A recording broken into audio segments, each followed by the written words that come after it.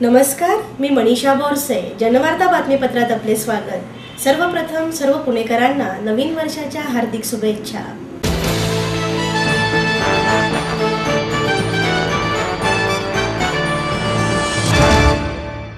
शहर मानांकनासाठी केंद्र सरकारच्या स्वच्छ भारत अभियानाअंतर्गत पुणे शहराचे सर्वेक्षण करण्यात येणार अशी माहिती मनपा आयुक्त कुणाल कुमार यांनी दिली. महापालिका स्वच्छ भारत अभियानाअंतर्गत 5 ते 20 जानेवारी दरम्यान शहर मानांकन सर्वेक्षण कार्यक्रम राबवण्यात येणार आहे. या कार्यक्रमाअंतर्गत अधिकारी घनकचरा व्यवस्थापन आणि शहर स्वच्छता आराखड्याचे घरोघरी जाऊन सर्वेक्षण करण्यात येणार आहे. या सर्वेक्षणासाठी नागरिकांनी सहकार्य करावे असे आवाहन महापालिका आयुक्त कुणाल कुमार यांनी केलं आहे. केंद्र शासन स्वच्छ भारत अभियानाअंतर्गत देशातील 75 शहरे व 10 लाखांपेक्षा जास्त लोकसंख्या असणाऱ्या 53 शहरांमध्ये आरोग्य आणि सार्वजनिक स्वच्छतेबाबत नगर विकास विभाग शहर मानांकन सर्वेक्षण करणार आहे. याबाबत आयोजित पत्रकार परिषदेत बोलवण्यात आली होती. नगर विकास विभाग शहरातील घनकचरा व्यवस्थापन, जनजागृती व वातावरणातील बदल, सार्वजनिक व वस्ती पातळीवर शौचालय यांचे सर्वेक्षण करणार आहे. सर्वेक्षण 3 टप्प्यात केले जाणार असून पहिल्या टप्प्यात पालिका अधिकाऱ्यांकडून स्वयंमूल्यांकन अर्ज भरून घेण्यात येणार आहे. दुसऱ्या टप्प्यामध्ये क्वालिटी काउन्सिल ऑफ इंडिया या संस्थेचे अधिकारी नागरिकांना भेटून प्रत्यक्ष पाहणी करणार आहेत. नागरिकांशी थेट संवाद साधून GPS तंत्राद्वारे नोंदणी केली जाणार आहे, असे कुणाल कुमार यांनी सांगितलं. मागच्या वर्षामध्ये एक सर्वेच्या माध्यमानं 476 शहरांची रँकिंग भारत सरकारने केली होती आणि 476 शहरांमध्ये आपला नंबर 31 वर आला होता. आता परत 75 मुख्य शहरांच्या रँकिंग करण्याचं काम भारत सरकारने हाती घेतलं आहे आणि या 75 शहरांमध्ये 10 लाखांपेक्षा वर लोकसंख्या असलेले 53 शहरांचा समावेश आहे. आणि ह्या सर्वेक्षणामध्ये घनकचरा व्यवस्थापन त्याला 60%, वैयक्तिक सार्वजनिक व वस्ती पातळीवर शौचालय उपलब्धतेस 30% आणि शहर स्वच्छता आराखडा, जनजागृती व या संबंधित बाबीला 10% अशा प्रकारचं महत्त्व देण्यात आलेलं आहे. क्वालिटी काउन्सिल ऑफ इंडिया या संस्थेमार्फत हे सर्वे होतोय. आता या सर्वेमध्ये 3 टप्पे आहेत. पहिल्या टप्प्यामध्ये प्रत्येक शहराने आपल्या शहराबद्दल सेल्फ असेसमेंट फॉर्म आणि माहिती त्यांनी जी मागितलेली ती भरून द्यायची आहे. हे माहितीचा एक टप्पा झाला. दुसऱ्या टप्प्यामध्ये स्वतः ही संस्था शहरामध्ये ठिकठिकाणी व्हिजिट करून या कालावधीमध्ये 5 जानेवारी ते 20 जानेवारी ही जी कालावधी आहे, या कालावधीमध्ये लोकांशी बोलणार, शहराची परिस्थिती बघणार आहेत. हा दुसरा टप्पा झाला. म्हणजे पहिला टप्पा माहितीच्या आधारावर, दुसरा टप्पा प्रत्यक्ष सर्वेक्षणाच्या आधारावर आणि तिसरा टप्पा लोकांशी थेट संवाद साधून त्यांच्या शहराच्या स्वच्छतेबद्दल काय आहे हे विचार करणे, अशा प्रकारचे 3 टप्पे याच्यामध्ये आहेत.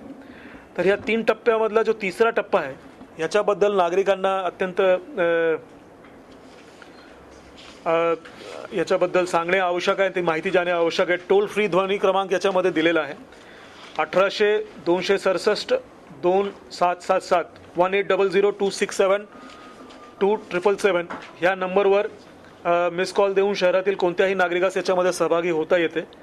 आणि तिसऱ्या टप्प्यामध्ये नागरिकांशी संवाद साधताना कुठल्याही नागरिकांची निवडसुद्धा ही संस्थेमार्फत केली जाऊ शकते आणि ते हे त्या नागरिकांशी संपर्क करू शकतात.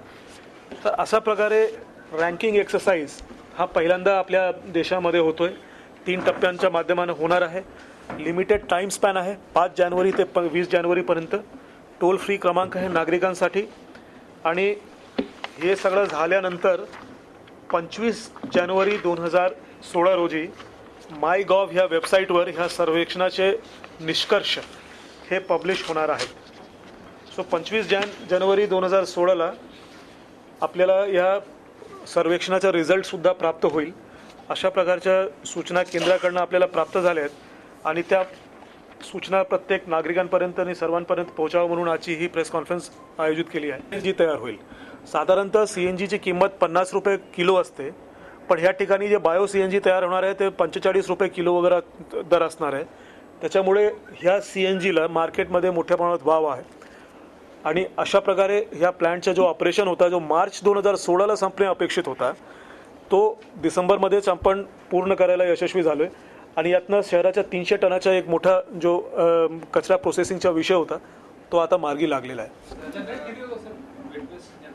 वेट वेस्ट आपला जो आहे 50% जवळपास वेट वेस्ट आहे. तो 1617 टनाचा ऑलमोस्ट 50% वेट वेस्ट. तर 105 टन आपले बायोगॅसमध्ये जातात वेट वेस्ट. त्याशिवाय अजिंक्य आणि दिशामध्ये आपण 100 आणि 200 टन घेऊन जातो. याशिवाय हे 300 टन आहेत. याशिवाय आपण आता 150 टनाचे विकेंद्रित प्रकल्प चालू केले. ते 5 टनाचे आहेत, 2 टनाचे आहेत, 3 टनाचे आहेत, 50 टनाचा कात्रजचा प्रकल्प आहे. असं जर तुम्ही गणित केलं तर हे पूर्ण 900 टनापर्यंत आपला प्रक्रिया सध्या होईल. याशिवाय 500 टनाचा एक प्रकल्प आपण उरळीला आता स्थापित करतोय. त्याचा कम्प्लिशन डेट डिसेंबर 2016 आहे. त्याच्या कॉन्ट्रॅक्टप्रमाणे खरं तर 18 महिने आहे. 18 महिने 2017मध्ये पूर्ण होतात, पण डिसेंबर 2016पर्यंत पूर्ण करण्याचा आपला मानस आहे. तो 500 टनाच्या मिश्र कचऱ्यावर असलेला प्रोजेक्ट आहे. कुठल्याही शहरामध्ये आपण प्रत्येक प्रकारे तयारी केली पाहिजे. आपण असं म्हणणे की 100% आपण विलगीकरण करणार हे योग्य आहे. विलगीकरण 100% केलंच पाहिजे, परंतु आजपर्यंत आपल्या देशामधल्या कुठल्याही शहराला शक्य झालेलं नाही. आपण तरी 55-60% पर्यंत पोहोचलोय. उद्या जरी आपण 100% पोहोचलो, काही अपवादात्मक कालावधीमध्ये काही कारणास्तव तो काही 10% 20% मिश्र जर आपल्याकडे कचरा येत असला तरी त्यासाठी सुद्धा आपल्याकडे प्रयोजन असावं म्हणून एक प्लांट आपण 500 टनाचा त्यासाठी बांधतोय. म्हणजे तो फक्त ओला आला तर स्वागतच आहे, पण मिश्र जरी आला तरी त्या ठिकाणी प्रोसेस होऊ शकतो. आणि तोही जी कंपनी बांधते ती कंपनी ऑलरेडी त्या प्रकारचा प्रोजेक्ट चालवते सोलापूरमध्ये. सोलापूरला तसंच प्रोजेक्ट आहे. त्यातनं वीज निर्मिती चालू झालेली आहे. ह्या प्लांटमधून वीज निर्मिती होणार आहे. त्यामुळे हे 500 टन डिसेंबर 2016पर्यंत आणि हे चालू असलेलं 300 टन याच्या आपण जो आहे आतापर्यंत हे कारवाई पूर्ण झाली आणि 500 टन पुढच्या डिसेंबरपर्यंत तेही आता मार्गावर आहे. 500 टन डिसेंबर 2016 पूर्वी पूर्ण होणार म्हणजे होणार. तो एक दुसरा विषय आपला मार्गी लागेल. याशिवाय अनेकदा चर्चेमध्ये येत असणारा राडा रोडाचा विषय महापालिकेच्या क्षेत्रामध्ये, त्यासाठी सप्टेंबर महिन्यामध्ये माननीय जिल्हाधिकारी यांच्याकडनं जागा आम्हाला प्राप्त झाली. ती जागा प्राप्त झाल्यानंतर आपण राज्य शासनाने जे कन्सल्टंट्सचा पॅनल तयार केला आहे त्या कन्सल्टंटच्या पॅनलमध्ये आपण टेंडर कॉल केलं. त्या कन्सल्टंटची निवड झाली. त्या कन्सल्टंटनी आता DPR आपला तयार केला आहे. त्या DPRबद्दल शेवटची आमची जो आहे 1 आठवड्याची आता जवळपास चर्चा राहिली आहे आणि साधारणतः 8 ते 10 जानेवारीपर्यंत त्याच्याही आपण निविदा काढणार आहोत. आणि पुण्यातले निर्माण होणारा राडा रोडा त्याच्या प्रोसेसिंग करून त्यातनं काही रिकव्हरी करता येईल काय, ब्रिक्सच्या माध्यमानं किंवा इतर कन्स्ट्रक्शन मटेरियल त्यातनं निर्मित करता येईल काय, अशा प्रकारच्या दिल्लीमध्ये बुरारी एक जागा आहे त्या ठिकाणी असलेला प्रकल्प, त्यानंतरचा दुसरा प्रकल्प आपला देशामध्ये असणार आहे. त्यामुळे त्याची सुद्धा निविदा प्रक्रिया येत्या 8 ते 10 दिवसामध्ये आपल्याकडनं सुरू होणार आहे. आणि तो प्रकल्प त्याच्या बांधकाम कदाचित येत्या 2-2.5 महिन्यामध्ये सुरू होईल.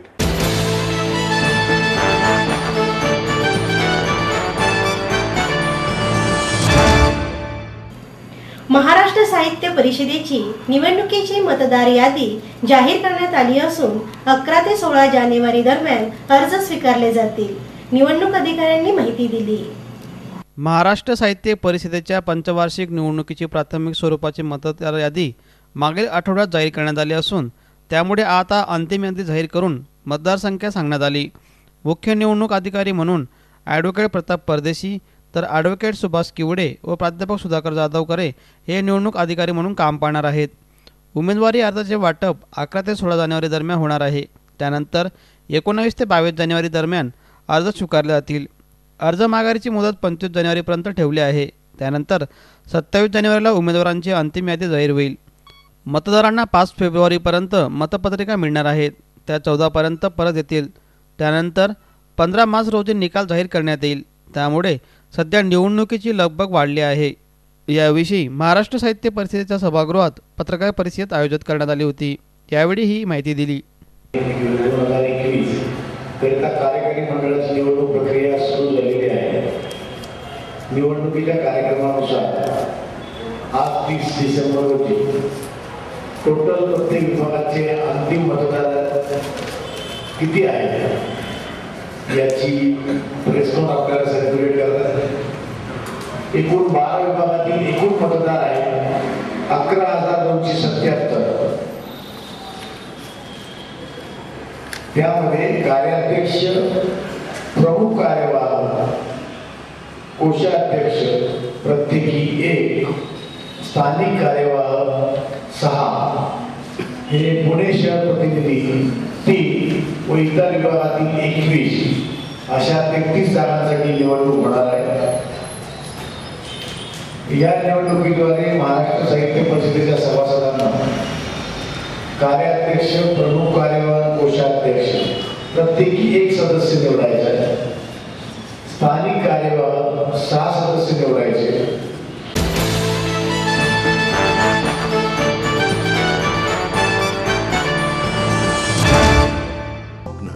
आपलं मन, आपलं स्वतःचं घर हेच खरं धन. समृद्ध जीवन पार्क सादर करत आहे 140 फ्लॅट्सची एक प्रशस्त गृह योजना. कात्रज कोंढवा रोडवर बिबवेवाडीपासून फक्त 2 किलोमीटर अंतरावर आपल्या आर्थिक गणितात बसणारे 1 व 2 BHK फ्लॅट्स. तब्बल 3 मजली पार्किंग सह ऐस पैस गार्डन, क्लब हाऊस आणि इतर सुविधांनी सुसज्ज. बुकिंग साठी संपर्क 9850937373 9850947373. समृद्ध जीवन, नांदी सौभाग्याची, सुरुवात प्रगतीची. आई वडिलांनी पै पै जमवून मला शिकवण्याचा निर्णय घेतलेला कळत होता. माझ्या उच्च शिक्षणासाठी त्यांनी मला कायमचा आधार मिळवून दिला होता. त्यांनी स्वतःसाठी कधीच काही केलं नाही, पण माझ्यासाठी Samruddha Jeevan multistate multipurpose cooperative society limited. गुंतवणूक भावनांची, आनंद लक्षावधीचा. Samruddha Jeevan multistate multipurpose cooperative society limited. माहेर सोडून सासरी आले. इथे प्रेमाची, मायेची माणसं होती, पण माझं भविष्य सुरक्षित आहे याचा आनंद, आत्मविश्वास वाढवणारा होता.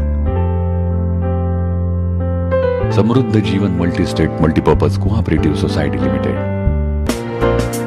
गुंतवणूक भावनांची, आनंद लक्षावधीचा. Samruddha Jeevan multistate multipurpose cooperative society limited.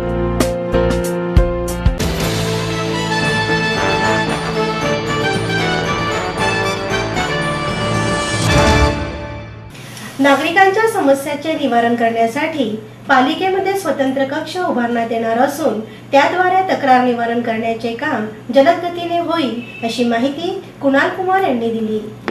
नागरिकांच्या तक्रारींची योग्य दखल घेऊन त्या तातडीने मार्गी लावण्यासाठी महापालिका आयुक्तांनी स्वतंत्र तक्रार निवारण कक्ष सुरू केला आहे. नागरिकांच्या तक्रारी सोडवणे आज नवीन वर्षाचा महापालिका प्रशासनाचा संकल्प असल्याचं आयुक्त कुणाल कुमार यांनी स्पष्ट केलं. महापालिका प्रशासनाकडे विविध स्वरूपांच्या तक्रारी सातत्याने येत असतात. त्या संबंधित खात्याकडे पाठवून कार्यवाही प्रशासनाकडून होत नाही. प्रामुख्याने संबंधित अधिकाऱ्याकडे ह्या तक्रारी पाठवल्या जात असल्याने दैनंदिन कामे सांभाळून त्यांना हा तक्रार निवारणाकडे काम करावं लागतं. त्यामुळे आता महापालिकेच्या संकेतस्थळावर ईमेल, व्हॉट्सअप, ट्विटर, फेसबुक, दूरध्वनी, लोकशाही दिन या माध्यमातून विविध तक्रारी येत असतात. तसेच ते लेखी निवेदन आणि सूचना येतात. या विविध मार्गांना येणारी तक्रारी त्या क्षणी संबंधित कक्षाकडे पाठवण्यात येऊन त्या लवकरच सोडवण्यात येतील, असंही त्यांनी यावेळी सांगितलं. त्याच्यानंतर एक ट्विटर अकाउंट आपला ऑलरेडी आहे. त्याच्याही तुम्हाला मी ते पूर्ण प्रेस नोट तयार करून देणार आहे संध्याकाळपर्यंत. आणि यासाठी याच्या मागे आता एक 10 लोकांची टीम निर्मित केली आहे.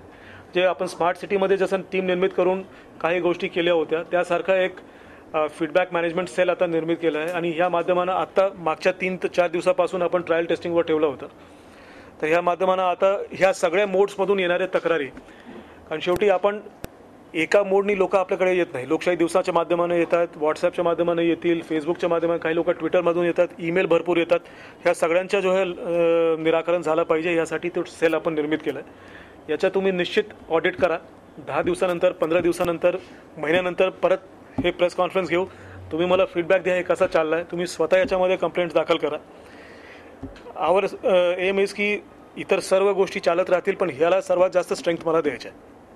कारण शेवटी यातनं महापालिकेच्या आणि नागरिकांमधला जो दुवा आहे निर्मित होणार आहे. जोपर्यंत ही संस्था नागरिकांना रिस्पॉन्सिव्ह होत नाही तोपर्यंत आपल्याला जो आहे पुढे किती आपण स्वप्न बघितले की आपण स्मार्ट सिटी करणार किंवा हे करणार त्याचा काही अर्थ राहत नाही. त्याच्यामुळे ही व्यवस्था निर्मित करण्याचा आपला प्रयत्न आहे. यासाठी आपण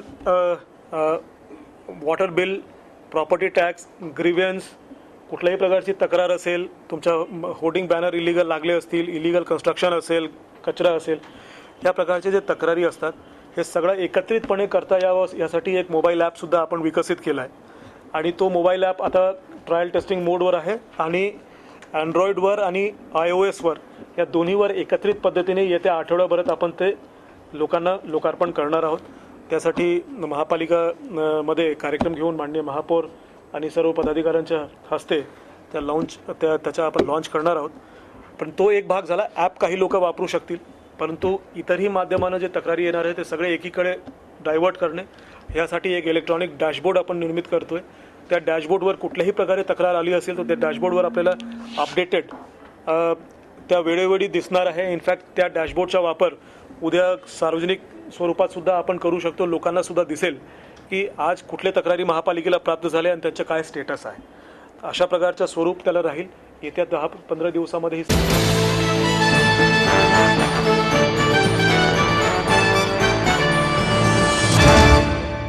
कॅन्टोनेंटल प्रकाशनाच्या वतीने डॉक्टर झरीना राणी आणि डॉक्टर विनय वाईकर यांनी तयार केलेल्या आईना ए गझल या शब्दकोशाचे प्रकाशन अभिनेते सचिन पिळगावकर यांच्या हस्ते करण्यात आले.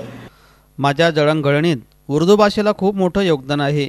एक कलाकार घडताना भाषा साफ होण्याच्या दृष्टीने आणि तुमच्या विचारांमध्ये लयबद्धता देण्याच्या दृष्टीने उर्दू भाषा आणि गझलांचा अभ्यास करणं आवश्यक असतं.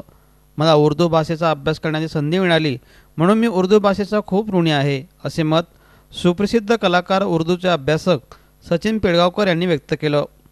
कॉन्टिनेंटल प्रकाशनातर्फे डॉक्टर झरीना साणी आणि डॉक्टर विनय वाईकर यांनी तयार केलेल्या आईना ए गझल या उर्दू, हिंदी, मराठी, इंग्लिश शब्दकोशाच्या नवीन आवृत्तीचं प्रकाशन व बुक गंगाच्या वतीने ई बुकचं प्रकाशन पिळगावकर यांच्या हस्ते करण्यात आलं. व्यासपीठावर प्रसिद्ध अभिनेते आणि कवी किशोर कदम, डॉक्टर विना वाईकर, अमित वाईकर, कॉन्टिनेंटल प्रकाशनच्या संचालिका देवयानी कुलकर्णी अभ्यंकर, बुकगंगा.comचे मंदार जोगळेकर यांच्यासह आदी उपस्थित होते. यावेळी सौमित्र यांनी सचिन पिळगावकर यांची मुलाखत घेतली. व्यक्तिमत्वच माझ्या खूप जवळचं आहे. माझी आणि वाईकर साहेबांची ओळख झाली ज्या वर्षी आईना ए गझल हा ग्रंथ प्रकाशित झाला, त्याच्याबरोबर 1-1.5 महिन्यानंतरच झाली. पण व्यक्तिशः नाही.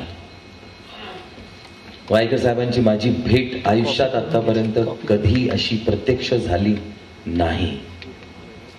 पण मी त्यांच्याजवळ त्यांच्या ओळखीचा त्या दिवसापासून आजपर्यंत आहे. म्हणजे मला असं वाटतं, if I am not wrong, 30 वर्ष झाली. आणि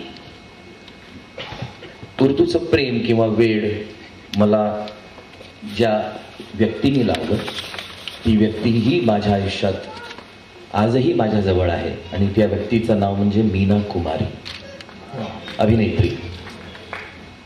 वर्ष 9 असताना मी त्यांच्याबरोबर काम केलं आणि त्यांना ते आढळलं की ह्याच्या हिंदी बोलण्यामध्ये कुठेतरी बोलना ऐसे आना चाहिए कि रास्ते चलते इंसान भी रुक कर मुड़ के ये देखे ये कौन बोल रहा है.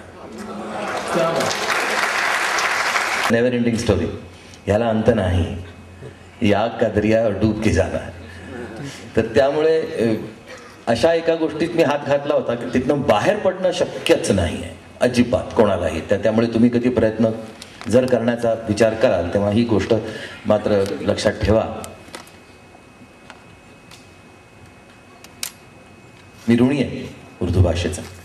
आणि त्यानंतर मला असं वाटतं वयाच्या 28व्या वर्षी मला आईना ए गझल हा ग्रंथ सापडला. त्यानंतर मी त्याचा अभ्यास केला. तो अभ्यास माझा अजूनही आहे. जो कोणी आर्टिस्ट मला भेटायला येतो, तो आर्टिस्ट असो, गायक असो, म्युझिक डिरेक्टर असो, त्याला काहीतरी करावंसं वाटतं, शिकावंसं वाटतं. उर्दू भाषेबद्दलचं प्रेम किंवा त्याची आत्मीयता जेव्हा तो मला सांगतो किंवा ती मला सांगते, तेव्हा मी त्याला भेटल्यानंतर माझ्या ऑफिसमध्ये जाताना म्हटलं, बाबा तुला मी रिक्त्या हातानं नाही पाठवणार. माझ्याकडचं आईना ए गझल पुस्तक घेतो, त्याच्यावरती लिहितो काहीतरी आणि त्याला गिफ्ट देतो. हे मी सातत्यानं गेली 30 वर्ष करत आहे. संवेदनशीलतेची विलक्षण संवेदनशीलतेची असते. मेहदी हसन, गुलाम अली, जगजीत सिंग, डॉक्टर विनय वाईकर यांनी आपलं सगळं आयुष्य गझल, उर्दू भाषा आणि मराठी यांचा समन्वय साधण्यासाठी खर्ची केलं. त्यांची आयनाए गझल, गुलिस्तान गझल ही पुस्तकं सर्व परिचित आहेत. गझल ऐकणाऱ्या माणसाला पाहून तो गझल कशा प्रकारे ऐकतो, कशा प्रकारे तो ती गझल एन्जॉय करतो, यावरून त्या माणसाचा स्वभाव, त्याची संवेदनशीलता आपल्याला ओळखता येते. त्याचं जगणं कसं असेल, त्याच्या आजूबाजूचे लोक कोण असतील, त्याची टेस्ट काय असेल, हे आपल्याला ओळखता येतं.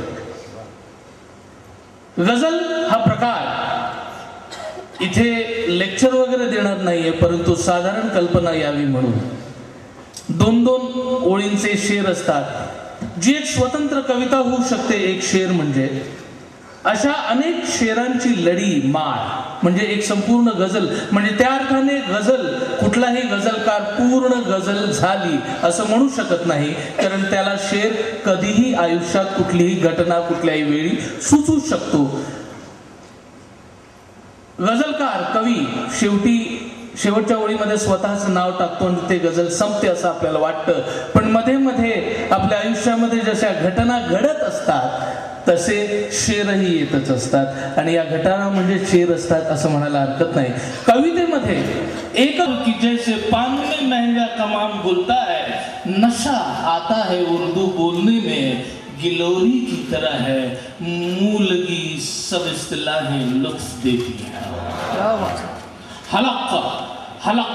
हलक छूती है उर्दू तो लगता है जैसे हलक से मैं का घूंट नीचे.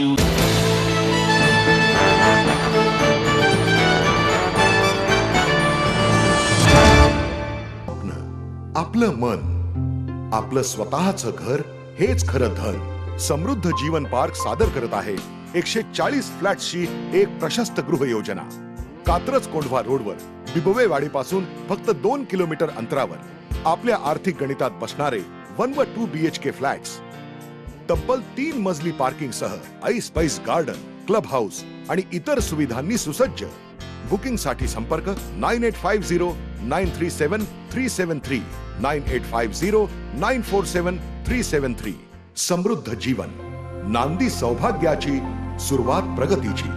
आई वडिलांनी पै पै जमवून मला शिकवण्याचा निर्णय घेतलेला कळत होता. माझ्या उच्च शिक्षणासाठी त्यांनी मला कायमचा आधार मिळवून दिला होता. त्यांनी स्वतःसाठी कधीच काही केलं नाही, पण माझ्यासाठी Samruddha Jeevan multistate multipurpose cooperative society limited.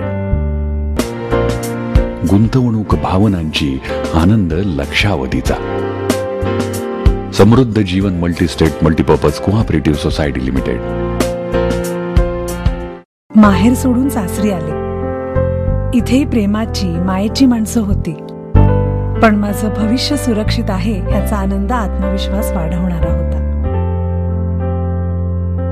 समृद्ध Jeevan multistate multipurpose cooperative society limited. गुंतवणूक भावनांची, आनंद लक्षावधीचा. Samruddha Jeevan multistate multipurpose cooperative society limited.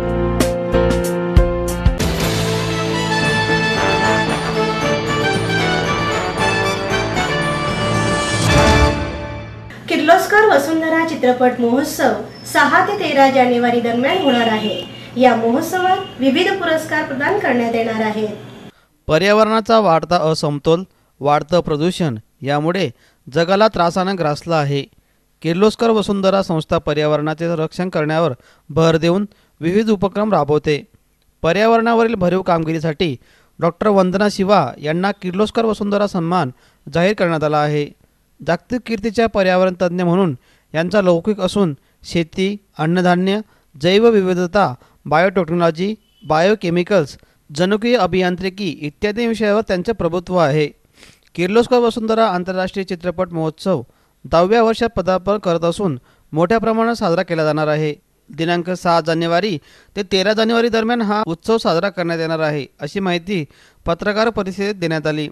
इष्टकांच्या जुई तावडे, सुप्रिया गोटुरकर, स्केअरचे मोहीर वैद्य, गोयलचे संदीप देसाई, वसुंधरा क्लबच्या सुप्रिया चित्राव, लोकमत रुपल ठाकरे यांच्यासह आदी मान्यवर उपस्थित होते. or ways and services which you can actually adopt and buy to have a sustainable and an eco-friendly lifestyle.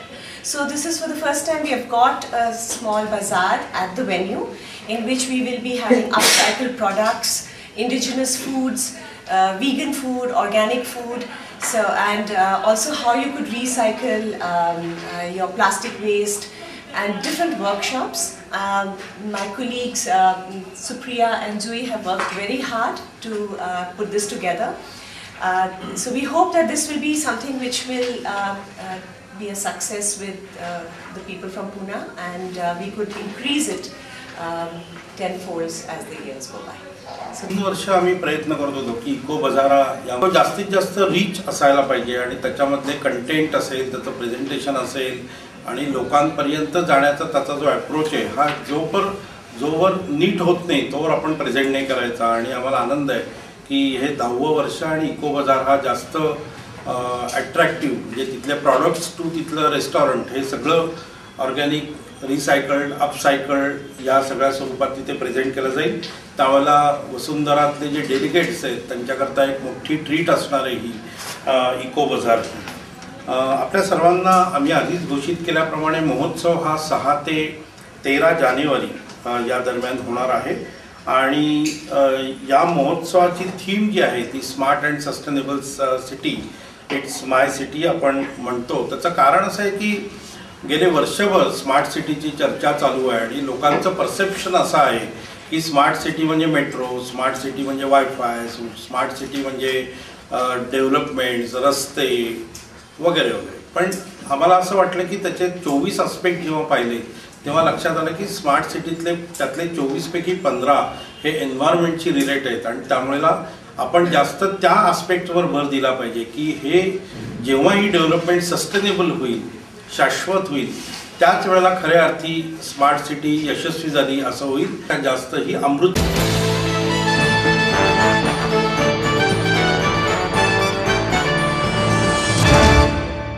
Deccan college अभिमत विद्यापीठातर्फे 9 ते 11 जानेवारी दरम्यान आंतरराष्ट्रीय परिषद आयोजित करण्यात आली आहे.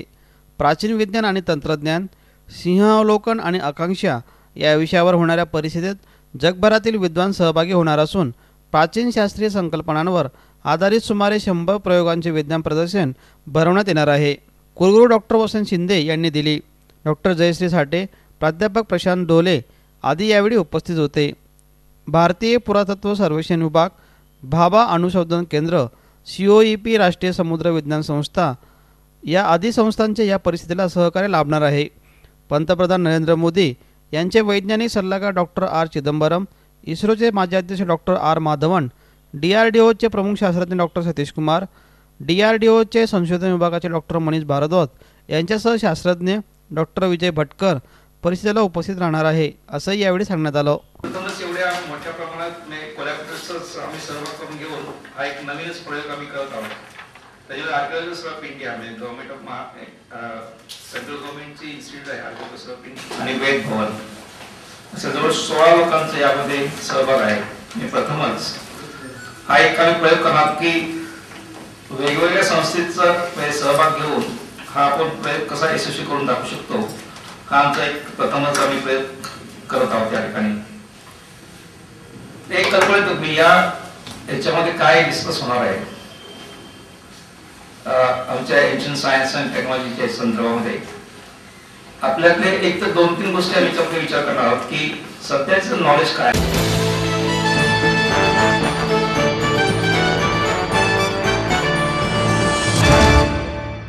याचबरोबर जनवार्ता बातमीपत्र संपले. उद्या पुन्हा भेटू याच वेळी. नमस्कार.